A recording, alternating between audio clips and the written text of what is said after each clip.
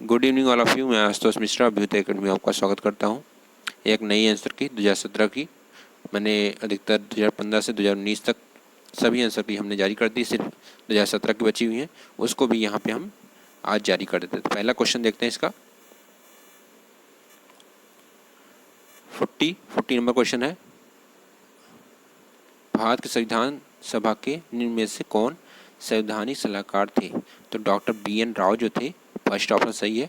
Doctor BN Rao जो थे संविधान सभा के संवैधानिक सलाहकार थे, ऑप्शन नंबर फर्स्ट सही है इसका। सेकंड क्वेश्चन पढ़ते हैं, 41 नंबर क्वेश्चन है आपके सामने। भारत का प्रभुत्व संपन्न लोकतांत्रिक गणराज्य बना तो 26 जनवरी 1950 जब भारत का संविधान लागू हो गया, उसी दिन यह प्रभुत्व संपन्न लोकतांत्रिक गणराज्य बना। 42 क्वेश्चन नंबर है, भारतीय संविधान के किस अनुसूची में विभिन्न राज्यों में अनुसूचित एरिया के प्रशासन एवं नियंत्रण संबंधित विशेष प्रावधान है? यह सेकंड ऑप्शन सही है इसका, 5वीं अनुसूची में ऐसा दिया गया है, ठीक है। 43 नंबर क्वेश्चन है, Indian constitution recognise minority on the basis of, भारतीय संविधान अल्पसंख्यकों को किस आधार पर मान्यता देता है? तो ऑप्शन नंबर फर्स्ट सही है। साथ साथ में आप भाषा भी ले सकते हैं, भाषा के आधार पर भी यह मान्यता देता है। दो चीज़ें, धर्म और भाषा के आधार पर संविधान जो है मान्यता देता है। अगला क्वेश्चन 44 क्वेश्चन नंबर है, संविधान के किस अनुच्छेद के तहत किसी भी राज्य में राष्ट्रपति शासन ऐलान किया जाता है? तो वह 356 है। 356 के माध्यम से किसी भी स्टेट में क्या किया जा सकता है?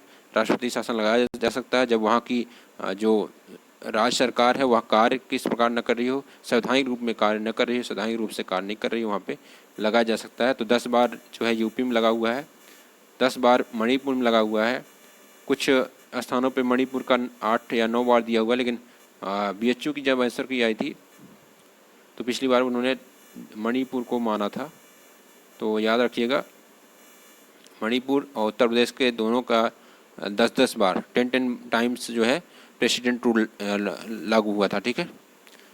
45 नंबर क्वेश्चन नंबर है, निम्न में से कौन सी नियुक्ति भारत के राष्ट्रपति द्वारा नहीं की जाती है? लोकसभा स्पीकर, भारत के मुख्य न्यायाधीश, एयरफोर्स के मुखिया, आर्मी के मुखिया। तो ऑप्शन नंबर फर्स्ट सही है, लोकसभा के स्पीकर की नियुक्ति जो है वह प्रेसिडेंट के द्वारा नहीं की जाती है। अन्य सभी की नियुक्ति, भारत के मुख्य न्यायाधीश, आर्मी के मुखिया, एयरफोर्स के मुखिया की नियुक्ति प्रेसिडेंट के द्वारा की जाती है। ऑप्शन नंबर फर्स्ट सही है इसका। 46 नंबर क्वेश्चन है, राष्ट्रसभा के सदस्यों का चुनाव होता है, राष्ट्रसभा सदस्यों का चुनाव अप्रत्यक्ष निर्वाचन द्वारा, यह ऑप्शन सही भी है। ज़्यादातर मनोनयन द्वारा, तो ये ऑप्शन गलत है।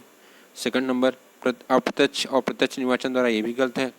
राज्यों के विधानसभाओं और विधान परिषदों के सदस्य, ये चीज़ अगर नहीं होती तो ये, अगर ये नहीं होता तो ये सही था, परंतु यहाँ पे क्या हुआ है कि विधान परिषदों के सदस्यों द्वारा जो है इसकी बात यह, क्योंकि हर स्थान पे विधान परिषद नहीं होते, हर कुछ ही राज्य हैं, 6 राज्य हमको लगता है बचे हुए हैं, पहले 7 थे अब कम हो गए हैं, 6 राज्य बचे हैं जहाँ पे ये विधान परिषद स्थापित है। तो ये चीज़ नहीं होते तो ये सही होता, ऑप्शन नंबर 4 सही होता। और विधानसभाओं में निर्वाचित जो सदस्य थे वो इसमें भाग लेते हैं राज्यसभा में, और ऑप्शन नंबर इसलिए फर्स्ट सही होगा इसका। कोई भी डाउट होता है तो आप मैसेज कर सकते हैं मुझे। 47 नंबर क्वेश्चन है, संसद के 2 सत्रों के बीच अंतराल किससे ज़्यादा नहीं होना चाहिए? तो वो सेकंड ऑप्शन सही है, 6 माह से अधिक नहीं होना चाहिए। एक वर्ष में क्या होना चाहिए? 2 सत्र होने चाहिए कम से कम 2 सत्र, और 6 माह से ज़्यादा एक सत्र को बीते ना हुआ हो, 6 महीने के अंदर 6 महीना कंप्लीट होते दूसरा जो है सत्र स्टार्ट होना चाहिए, उससे कम नहीं होना चाहिए, ठीक है। 48 नंबर क्वेश्चन है, जम्मू कश्मीर के राज्यपाल की नियुक्ति कौन करता है? तो वह राष्ट्रपति करता है, थर्ड नंबर ऑप्शन सही है इसका। थर्ड नंबर ऑप्शन सही है, प्रेसिडेंट ही करते हैं वहाँ के जो राज्यपाल की नियुक्ति। 49 नंबर क्वेश्चन है, किस चुनाव के बाद प्रथम बार कांग्रेस ने राज्यों को एकाधिकार शासन खोया? तो ऑप्शन नंबर फर्स्ट सही है। 1967 में क्या हुआ था कि उन्होंने वो कई राज्यों से स्टार्ट हुआ, उनका हारना शुरू हो गया और उन्होंने अपने जो पावर है एक स्थान मतलब एक पूरे क्षेत्र में पूरा उन विजयी होने का वो वहाँ पे खो दिया उन्होंने, ठीक है। 50 नंबर क्वेश्चन है, निम्न में से कौन सा संविधान का संशोधन पंचायती राज को सुदृढ़ करने के लिए बिंदु से संबंधित है? तो 73 नंबर है, 1992 में जो हुआ था ये, जहाँ तक मुझे याद है 1992 में हुआ था 73rd कॉन्स्टिट्यूशनल अमेंडमेंट, जिसके माध्यम से पंचायती राज व्यवस्था लाई गई और उससे क्या किया गया, उसे संवैधानिक दर्जा दिया गया। ठीक है, 73rd। 51 नंबर क्वेश्चन नंबर है, भारतीय संविधान में पहला संशोधन कब हुआ था? तो वह कब हुआ था? 1951 में 9th शेड्यूल जोड़ा गया था भारतीय संविधान में 1951 में। याद रखिएगा, हो सकता है कि आपको कुछ डाउट हो तो आप चेक कर सकते हैं इसको। अगर ऐसा कुछ बदलाव है तो बताइएगा मुझे। जहाँ तक मुझे याद है 1951 में 9th शेड्यूल जोड़ा गया था, जिसके माध्यम से अगर उस विषय कोई भी ऐसा विषय है जिसे इस शेड्यूल में डाल दिया जाता है तो उस पर कोर्ट क्या नहीं ले सकता, कोई एक्शन नहीं ले सकता है, उसका रिव्यू नहीं कर सकता। ठीक है, 1951 में पहला संशोधन, ऑप्शन नंबर 2 सही है इसका। अगला क्वेश्चन 52 नंबर क्वेश्चन है, निम्न में से किस संविधान संशोधन द्वारा संसद में दल बदल पर प्रतिबंध लगाया गया? तो वो 52वां जो संविधान संशोधन था उसके माध्यम से क्या किया गया? दल बदल पे प्रतिबंध लगा दिया गया। 53 नंबर क्वेश्चन है आपके सामने। 53 नंबर क्वेश्चन है, अनुच्छेद 368 के तहत संशोधन की शक्ति में संविधान के मूल ढांचे में संशोधन की शक्ति शामिल नहीं है, और कारण इसका है समानता का अधिकार संविधान के मूल ढांचे का भाग है। तो इसका ऑप्शन नंबर कौन सही है आपका? ऑप्शन नंबर इसका सेकंड सही है। ए और आर दोनों सही हैं, लेकिन आर ए का सही स्पष्टीकरण नहीं है। ठीक है, ये मूल ढांचे में परिवर्तन नहीं किया जाता, ये सुप्रीम कोर्ट ने बोला है कि अगर आप करते हैं तो उसे असंवैधानिक करार दे दिया जाएगा। समानता का अधिकार ही संबंधित नहीं है मूल ढांचे से। मूल ढांचा पूरा आपका प्रेम्बल है, आपका ये फंडामेंटल राइट्स हैं, और बहुत विषय हैं जो इसमें ये आपके मूल ढांचा जो है उसी बात की गई है। ठीक है, बेसिक स्ट्रक्चर। ठीक है, 54 नंबर क्वेश्चन है, भारत का भूभाग सभी राज्यों के संयुक्त भूभाग से ज़्यादा है। तो ये बात तो एकदम सही है, भारत राज्यों का संघ है। कारण क्या है? भारत राज्यों का संघ है, तो ऐसा कोई बात नहीं है। जो हमारे समुद्री मार्ग, समुद्री जो क्षेत्र हैं वो केंद्र के क्षेत्र में आते हैं, इसलिए उसका क्षेत्र अधिक है, और अन्य जो केंद्र शासित प्रदेश हैं वो भी भारत से जुड़े हुए हैं। तो ऐसा कुछ इसके आधार पर ये कहा जा सकता है ऑप्शन नंबर 2 सही होगा। ए और आर दोनों सही है, लेकिन आर जो है वो स्पष्टीकरण सही नहीं है।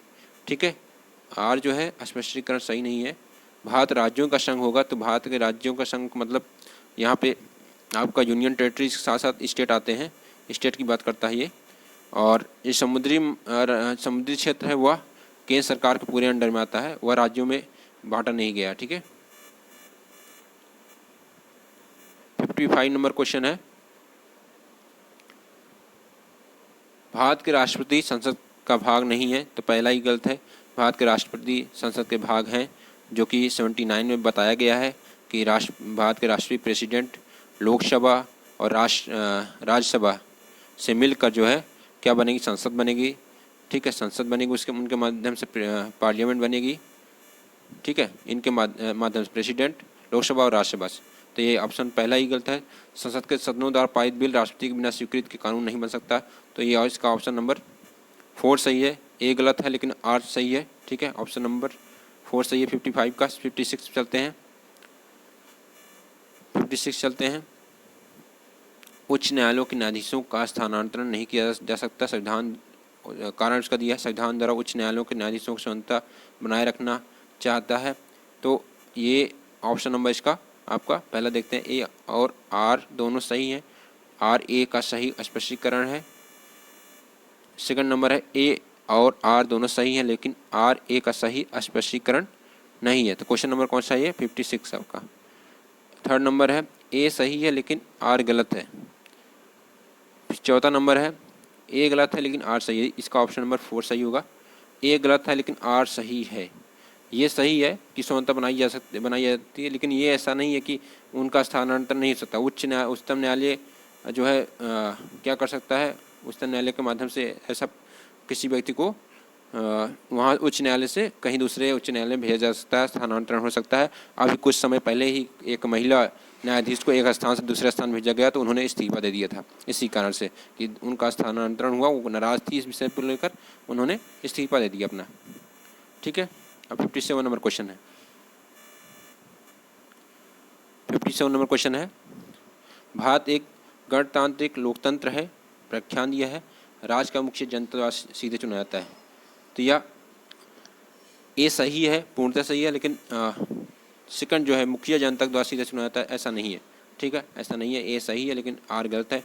यहाँ पे वंशानुगत जो है क्रम नहीं है, इसलिए यह गणतांत्रिक लोकतंत्र है। यहाँ पे वंशानुगत मतलब ऐसा नहीं है कि उनके पिताजी तो हैं, फादर हैं तो उनके बाद उनका बेटा बनेगा, ऐसा कुछ नहीं है यहाँ पे। यहाँ पे अप्रत्यक्ष रूप से जो मुखिया हैं हमारे प्रेसिडेंट, उनका चुनाव होता है।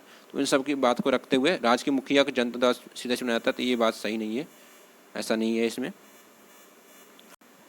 63 नंबर क्वेश्चन है, चेक का अनादर अपराध है, तो ऑप्शन नंबर इसका फर्स्ट सही है। पर कार्य में लिखित अधिनियम 1881 जो है इसका सही उत्तर है, फर्स्ट ऑप्शन सही है इसका। आगे बढ़ते हैं। 64 नंबर क्वेश्चन है, जब न्यायालय किसी को न्यायिक अवरिचय में भेजता है तो इसका तात्पर्य है, तो ऑप्शन नंबर फर्स्ट सही है, जेल भेज दिया जाता है। पुलिस हवालात नहीं भेजता है, उन्हें जेल भेज दिया जाता है, क्योंकि न्यायिक अवरिचय में भेजा जाता है, जुडिशियल कस्टडी में भेजा जाता है, तो उन्हें जेल भेज दिया जाता है।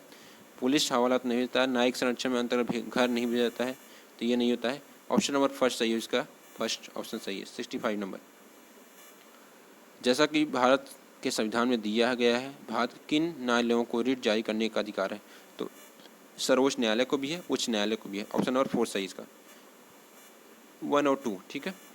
इनको मिला हुआ 32 के माध्यम से सर्वोच्च न्यायालय को, और इनको मिला हुआ है 226 के माध्यम से हाई कोर्ट को मिला हुआ है, ठीक है। अगले क्वेश्चन बढ़ते हैं। 68 नंबर क्वेश्चन है, निम्न में से किसने कार्ल मार्क्स के साथ द कम्युनिस्ट मैनिफेस्टो लिखी है, तो फ्रेडरिक एंजल्स जो थे, फ्रेडरिक एंजल्स, ऑप्शन नंबर 2 सही है इसका। फ्रेडरिक एंजल्स जो है, इन्होंने कार्ल मार्क्स के साथ द कम्युनिस्ट मैनिफेस्टो लिखा है, ठीक है।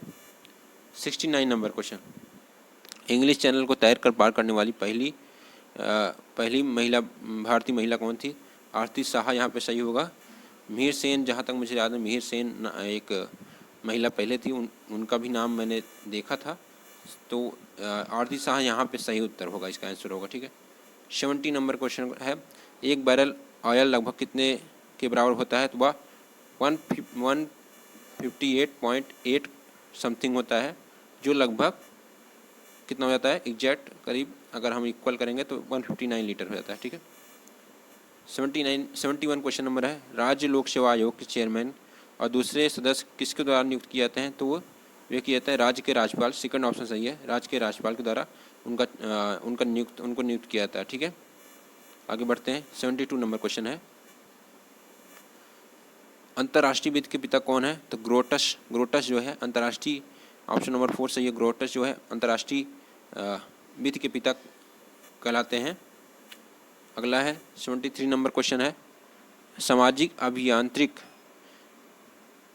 सिद्धांत किसने दिया, तो वह पाउंड, थर्ड नंबर ऑप्शन सही है, पाउंड ने दिया था उसको, ठीक है। 74 नंबर क्वेश्चन है, निम्न में से कौन सा मान्य प्रथा का आवश्यक तत्व में शामिल नहीं है, तो अयुक्तता, अनरीजनेबलनेस जो है, ऑप्शन नंबर थर्ड सही है इसका, ठीक है। ये जो है प्रथा का आवश्यक तत्व नहीं है, ठीक है। आगे बढ़ते हैं। 75 नंबर क्वेश्चन है, स्वतंत्र का विलोम शब्द है, तो दासत्व, तो मुझे यहाँ तक लगता है फोर्थ ऑप्शन सही होना चाहिए इसका। मैंने सर्च नहीं किया कुछ भी, अपनी मन से जो भी पढ़ा है, जो समझा है, क्योंकि इतना टाइम नहीं है मेरे पास कि मैं कुछ चीज़ें सर्च करूँ, टाइम लगता है ये सब चीज़ें करने में। 75 का फोर्थ नंबर सही है, और जो भी लगभग मैंने जो भी बताया वो सही है, सभी सही हैं। आपको कोई डाउट होता है तो आप बता सकते हैं। 76 नंबर क्वेश्चन है, शब्द टॉट का उद्गम है, तो मैंने इसका लेक्चर भी दिया था, तो लैटिन उद्गम है इसका, ठीक है, टॉट शब्द का, ठीक है, टॉटम शब्द से बना है, ये लैटिन वर्ड है, ठीक है, लैटिन। 77 नंबर क्वेश्चन है, निम्न में से कौन सा अपमान लेख नहीं है, तो ऑप्शन नंबर 4 सही है, साउंड एंड गेस्चर जो है, ऑप्शन नंबर 4 सही है, ध्वनियाँ और हाव भाव जो है क्या नहीं, डिफेमेशन नहीं आते हैं। अगला क्वेश्चन है 78 क्वेश्चन नंबर है, अपराध के आवश्यक तत्व कौन से हैं, तो एक्टस या मेंसरिया होती हैं, ऑप्शन नंबर थर्ड सही है इसका, थर्ड। दोषपूर्ण कार्य, आपराधिक मन स्थिति, थर्ड नंबर ऑप्शन सही है इसका। 79 नंबर क्वेश्चन है, उकसाना शब्द अर्थ है भड़काना, to provoke, option number third सही है इसका, भड़काना, ठीक है। 79 का थर्ड ऑप्शन सही है। 80 नंबर क्वेश्चन पे हम पहुंच चुके हैं, चोरी का अपराध किससे संबंधित है, तो आपका चल संपत्ति से, मूवेबल प्रॉपर्टी से संबंधित है, ठीक है, ऑप्शन नंबर फर्स्ट सही है इसका। अब हमने सारे कंप्लीट कर लिए, हिंदी के क्वेश्चन जो भी है योगेश सर कराएंगे, तो हमने सारे क्वेश्चन सब कंप्लीट कर लिए। कोई डाउट है तो आप मैसेज कर सकते हैं मुझे।